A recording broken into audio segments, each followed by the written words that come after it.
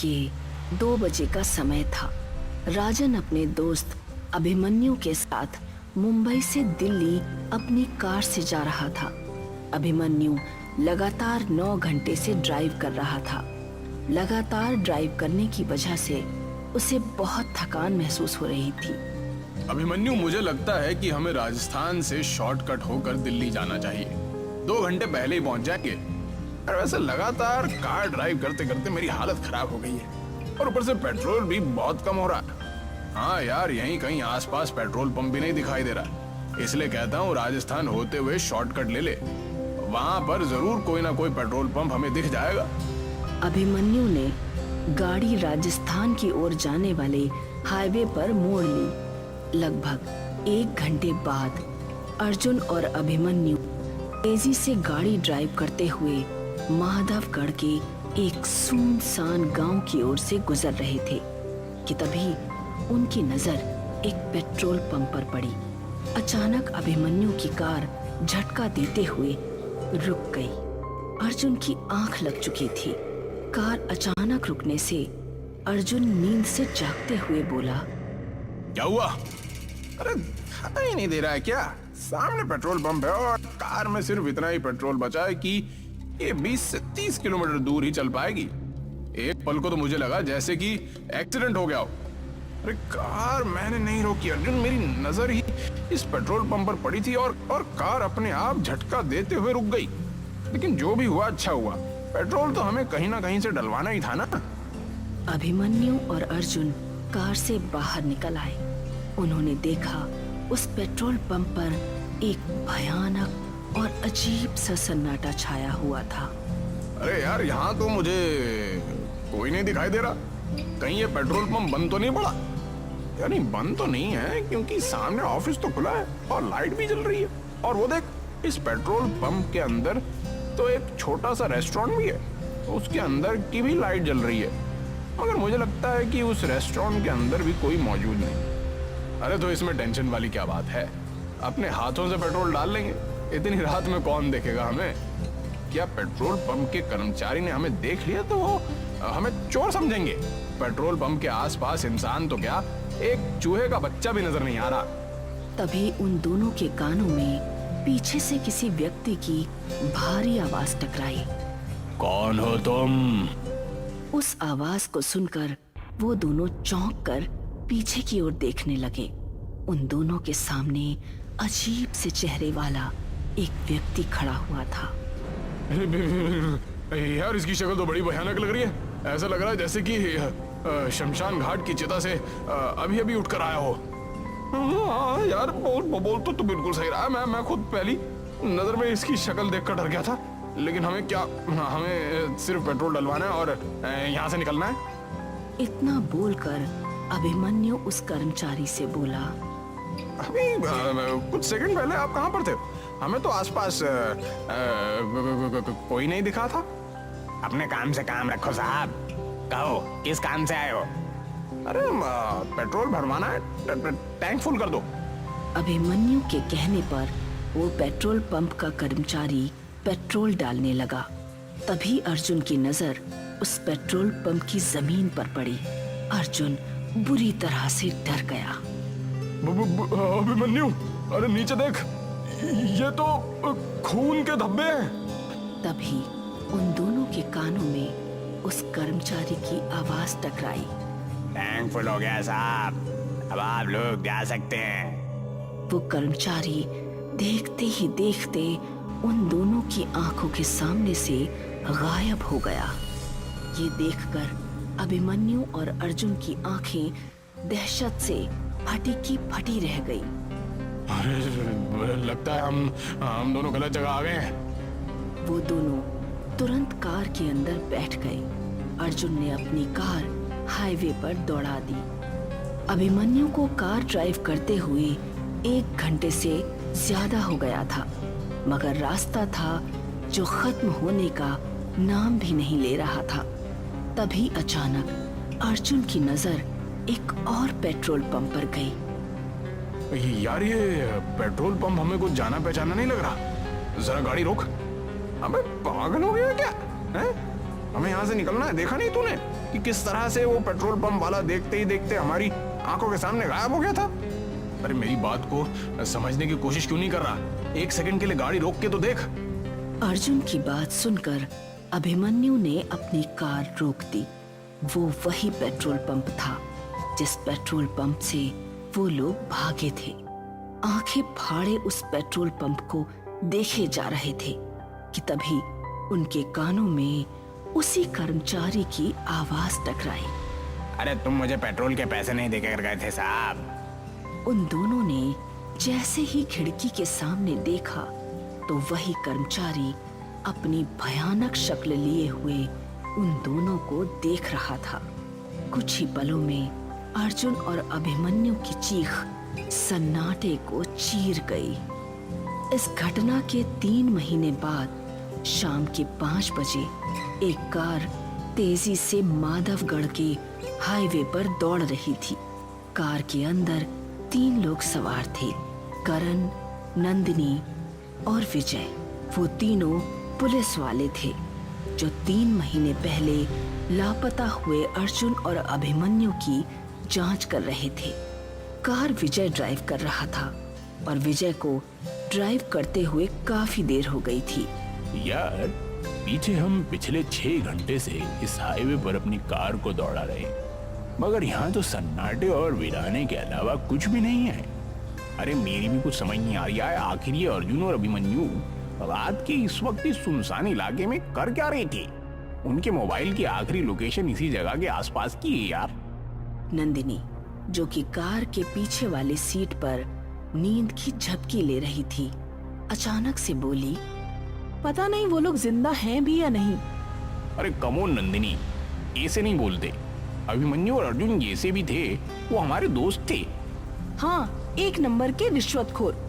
अरे लोग मुझे आकर शिकायत करते थे उनके बारे में। तो तुम क्या चाहती हो? अगर वो दोनों रिश्वत लेते थे तो क्या उनकी छानबीन नहीं की जाए कि आखिर वो कहाँ लापता हो गए?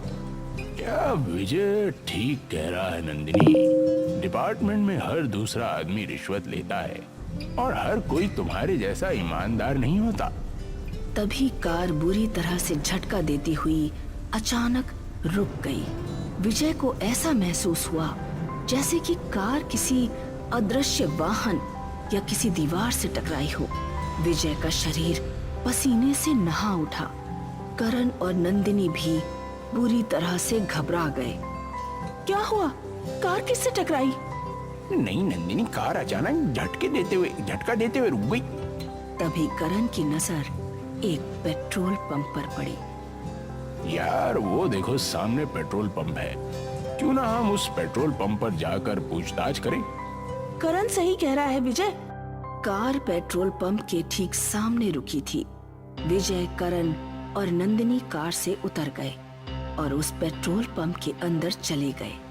पेट्रोल पंप पर कुछ लोग मौजूद थे। वो तीनों पेट्रोल पंप के अंदर बने हुए एक रेस्टोरेंट के अंदर घुस गए। रेस्टोरेंट के अंदर कुर्सियां मौजूद ना होकर चारपाइयां मौजूद थीं, जहां पर कुछ गांव के लोग बैठे हुए भोजन कर रहे थे कि तभी विजय नंदिनी से बोला, मैं अभी आता हूँ। मैं भी तेरे साथ चलता हूँ यार, थोड़ा हाथ मुंह भी धो लूंगा। नंदिनी वहां पर अकेली थी और वहां मौजूद लोगों को देख रही थी। नंदिनी एक पुलिस वाली थी। तभी नंदिनी के सामने एक अजीब सा दिखने वाला व्यक्ति आकर खड़ा हो गया। खाने में क्या लेंगी आप? फिलहाल तो मुझे 1 कप चाय की जरूरत है। 1 कप चाय ले आओ। कुछ देर बाद वो लड़का नंदिनी को चाय देकर चला गया। उसने देखा कि कप के अंदर किसी इंसान की कटी हुई उंगली थी। नंदिनी चीखती हुई उस रेस्टोरेंट से निकलकर भागने लगी। अरे क्या हुआ नंदिनी, तुम इतनी घबराई हुई क्यों हो? और ये तुम्हारे माथे पे पसीना के साथ? ये पेट्रोल पंप अजीब सा है करण। इतना कहकर नंदिनी एक ही सांस में सारी घटना उन दोनों को बताने लगी। नंदिनी की बात सुनकर वो दोनों नंदिनी को बहुत गौर से देखने लगे। अरे लगता है तुम्हारे ऊपर थकान हावी हो गई है। करण और विजय ने जब अंदर जाकर देखा तभी रेस्टोरेंट के अंदर मौजूद लोग एक साथ भयानक हो गए। देखते क्या हो, अपनी जान बचाकर भागो यहाँ से। करण और नंदिनी फुर्ती से वहां से निकल गए, मगर विजय नहीं निकल सका। विजय की दर्दनाक चीख सन्नाटे को चीर गई। हमें जल्दी से अपनी कार में बैठना होगा। अरे कार में कैसे बैठेंगे नंदिनी? कार कहीं आसपास नजर ही नहीं आ रही है। क्या मतलब नजर नहीं आ रही है? यही तो खड़ी थी, कहाँ गई? अरे हम दोनों को अब बातें करने में अपना वक्त बर्बाद नहीं करना चाहिए। जितनी तेज भाग सकते हो मेरा हाथ पकड़कर भागो। वो दोनों उस पेट्रोल पंप से दूर भागने लगे। वो दोनों बहुत देर तक हाईवे पर दौड़ते रहे। उन दोनों की सांस फूलने लगी। तभी नंदिनी चीखती हुई करण से बोली, अब तो उसी जगह वापस आ गए हैं करण। ध्यान से देखो, हम दोनों ने यहीं से तो भागना शुरू किया था। वो सामने पेट्रोल पंप है। करण की सांसें हलक में अटक कर रह गई। वो ठीक उसी पेट्रोल पंप के सामने ही थे। तभी उन दोनों के कानों में विजय की आवाज टकराई। अरे तुम दोनों मुझे अकेला मरने के लिए छोड़ गए? विजय एक भयानक शक्ल में क्रोध भरी नजरों से उन दोनों को देख रहा था। तुम दोनों को मुझे भी सांस लेकर चलना पड़ेगा। तभी उन दोनों के कानों में अर्जुन और अभिमन्यु की आवाज टकराई। विजय सही कह रहा है। तुम दोनों विजय को रेस्टोरेंट में अकेला छोड़कर भाग गए। करण और नंदिनी ने देखा तो उनके सामने अभिमन्यु और अर्जुन भी अपनी भयानक शक्ल लिए हुए खड़े थे। अचानक अभिमन्यु ने करण की गर्दन उसके धड़ से अलग कर दी और उसका सर नंदिनी के पास फेंक दिया। नंदिनी चीखती हुई अपने शरीर की पूरी ताकत लगाकर दोबारा भागने लगी। उसकी सांस फूल रही थी, मगर उसने अपने कदम नहीं रोके। कौन हो तुम? नंदिनी ने एक ही सांस में कांपते हुए सारी घटना उस बूढ़ी स्त्री को बता दी। अब तुम यहाँ से नहीं जा सकती बेटी। क्या मतलब मैं यहाँ से नहीं जा सकती? बड़ी बेवकूफ लड़की हो। तुम तीनों उसी वक्त मर चुके थे जिस वक्त तुम्हारी कार झटका देते हुए रुकी थी। वो कार रुकी नहीं थी, बल्कि उस कार का एक्सीडेंट हुआ था। क्या बकवास कर रही हो तुम? कार का एक्सीडेंट कैसे हो सकता है? बूढ़ी स्त्री नंदिनी का हाथ पकड़कर वो एक कार के पास ले आई। गौर से देख इस कार को लड़की, ये किसकी कार है? नंदिनी उस कार को फटी फटी आंखों से देखने लगी। वो कार उसी की थी। उसने देखा उसकी विजय और करण की लाशें पड़ी हुई थी। तुम तीनों की मौत यहीं हो गई थी। इस पेट्रोल पंप को देख रही हो? ये हॉन्टेड पेट्रोल पंप है, भूतिया पेट्रोल पंप। इस पेट्रोल पंप पर जो भी आता है हमेशा यहीं पर कैद होकर रह जाता है, और यहाँ जो भी वाहन आते हैं अदृश्य हो जाते हैं। तुम्हारी कार किसी एक अदृश्य वाहन से टकराई थी। अगले दिन न्यूज़पेपर में नंदिनी, विजय और करण की फोटो छपी हुई थी और सभी जगह चर्चा थी कि एक बार फिर उसी हॉन्टेड पेट्रोल पंप पर 3 लोग लापता हो गए। ये क्या रहस्य है, कोई नहीं समझ पाया, और शायद कुछ रहस्य हमेशा रहस्य